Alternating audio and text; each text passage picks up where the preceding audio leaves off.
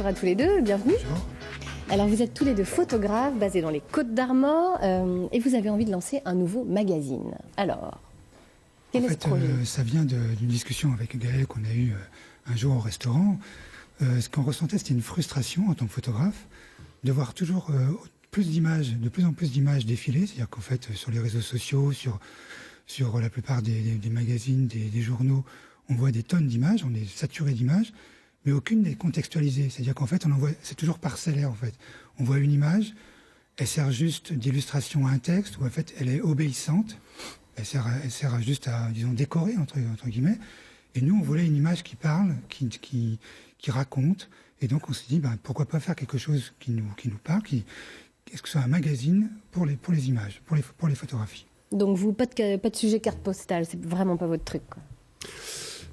C'est pas que c'est pas notre truc, c'est que j'estime qu'en Bretagne, il y a 4,5 millions de personnes, donc il y a 4,5 millions d'histoires potentielles. Donc ça se résume pas uniquement à la mer ou aux beaux paysages, mais aussi à tous ceux qui font vivre la Bretagne, qui, avec ses transformations, aussi bien, on le voit bien dans le positif comme dans leurs difficultés.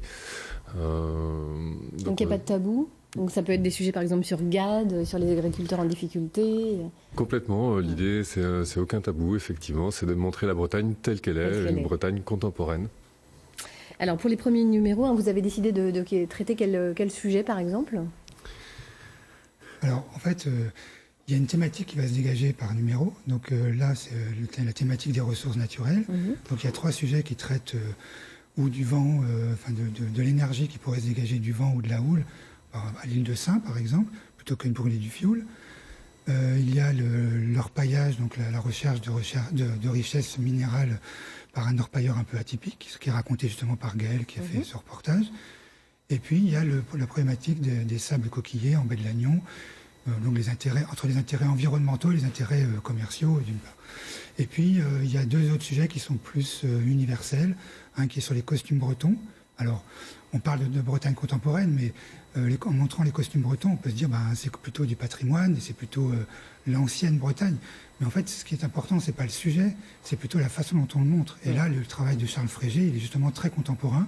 Il a installé une procédure pour faire ses photos qui fait que les costumes de Bretons sont non seulement magnifiés, mais sont dans un regard contemporain. Et puis, il y a un dernier photographe qui s'appelle Vincent Gouriou, qui a fait des portraits de gens de Brest. Et là, c'est plus intime, plus poétique, et c'est donc une photographie encore différente, quoi. Alors Gaël, le magazine s'appellera D'ici, c'est ça, semestriel, combien de pages à peu près ? 120 pages. 120 pages, oui, donc c'est grosse ambition quand même, c'est waouh, chouette. C'est pour ça que vous lancez aussi un appel au financement participatif, bien sûr. Vous attendez quoi exactement de ce financement ? On attend quoi ? Des sous déjà, c'est sûr. Vous avez récolté combien déjà ? On est à peu près à 50% de la campagne. La campagne se finit dans 11 jours maintenant. C'est une campagne de pré-vente plus que de crowdfunding proprement parler, puisque là on propose d'acheter le magazine à un tarif préférentiel, voire même de s'abonner. Et maintenant, ce qu'on attend, effectivement, c'est déjà une adhésion à ce projet-là. Et puis après, si ça peut continuer plus loin, tant mieux, quoi. Donc le numéro devrait sortir à la mi-octobre, le premier numéro. Donc de toute façon, c'est déjà bien en route, mais vous avez besoin de ce soutien, en fait. Qu'est-ce qui vous a donné envie à tous les deux de vous investir comme ça sur votre territoire ? Moi je suis photographe, je fais aussi de l'international.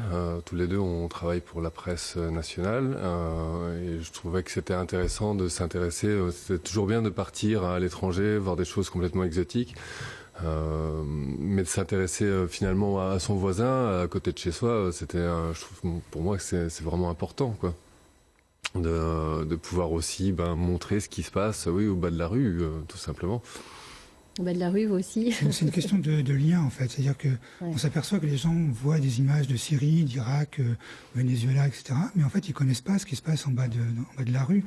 Et le problème, en fait, après, c'est qu'on voit des extrêmes se manifester parce qu'il y a une incompréhension des gens envers les uns envers les autres, alors que tout simplement, c'est un manque de connaissances, un manque de visage, donc de vision sur les autres.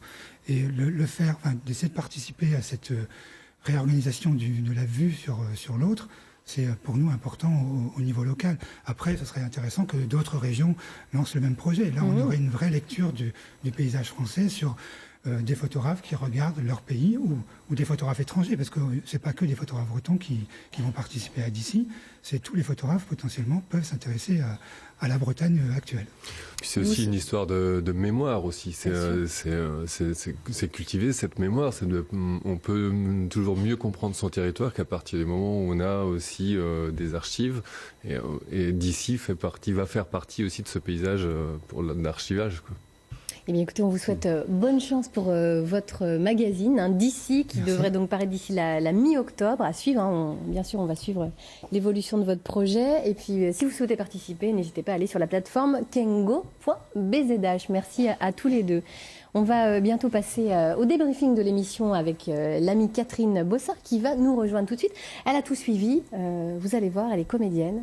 Ça va donner. On la reçoit.